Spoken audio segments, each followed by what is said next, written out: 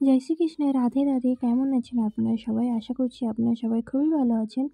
তো আমি আর আমার গপু সোনা খুবই ভালো আছি। তো আজকে আমি আপনাদের সঙ্গে শেয়ার করব যে আমার গপু সোনার জন্য কে এত খাবার নিয়ে এসেছে সেই ভিডিও।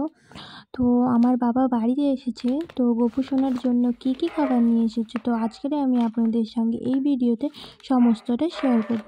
তো প্রথমে দেখতে পেলেন কাজু বাদাম, তারপরে ছিল আমন্ড বাদাম, আর বক্সে ছিল কিছু মিষ্টি। তো কী মিষ্টি নিয়ে এসেছিলো, কটা বক্স ছিল, যদি আপনারা দেখতে চান তাহলে অবশ্যই ভিডিওটা শেষ পর্যন্ত দেখার জন্য অনুরোধ রইল। আর গপু সোনার মুখের হাসিটা দেখুন, গপু সোনা কতটা খুশি হয়েছে। তো এখানে এই সমস্ত কিছু আমার বাবা এনে দিয়েছে গপু সোনাকে। তো এই ভিডিওটা আপনাদের কেমন লাগছে অবশ্যই কমেন্ট করে আপনারা জানাবেন। প্রথমে এই বক্সটাও দেখি। তো আমার আর গপু সোনার কিন্তু প্রথমেই দেখা হয়ে গেছে। তো সেদিন মনে হয় গপু সোনার সেই সন্দেশটা খুবই ভালো লেগেছিল, সেই জন্য আজকেও দেখুন এই নলেন গুড়ের সন্দেশ আবার নিয়ে এসেছে। তো এখানে রয়েছে কিছু মিষ্টি, তো কী মিষ্টি দেখাবো। এই দানাদারগুলো দেখুন কত সুন্দর, ছোট ছোট কিউট দেখতে।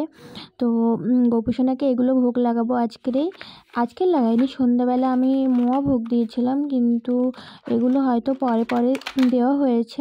সেই ভিডিও হয়তো আমি আপনাদের সঙ্গে শেয়ার করতে পারবো না, কিন্তু এই ভিডিওর মাধ্যমে আপনারা দেখে নিন যে সেদিন কী নিয়ে এসেছিলো।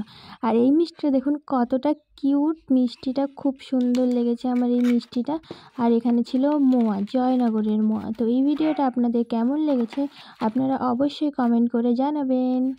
আর ভিডিওটা যদি ভালো লেগে থাকে তাহলে like, comment, share and subscribe করে পাশে থাকবেন। আর আমি এখন আমার গপু সোনাকে জিজ্ঞাসা করছি যে তোমার সব কিছু পছন্দ হয়েছে তো? কিন্তু গপু সোনার মুখের হাসি দেখেই আপনারা সবাই বুঝতে পারছেন যে গপু সোনার এগুলো খুব পছন্দ হয়েছে। আর এখানে আমি আরও দেখাচ্ছি যে এখানে কাজু বাদাম রয়েছে, আমন্ড বাদাম রয়েছে, যেগুলো আমি গপু সোনাকে সকালে ভোগ দেবো। তো ভিডিওটা এই পর্যন্তই। ভালো লাগলে অবশ্যই রাধে রাধে লিখবেন। রাধে রাধে।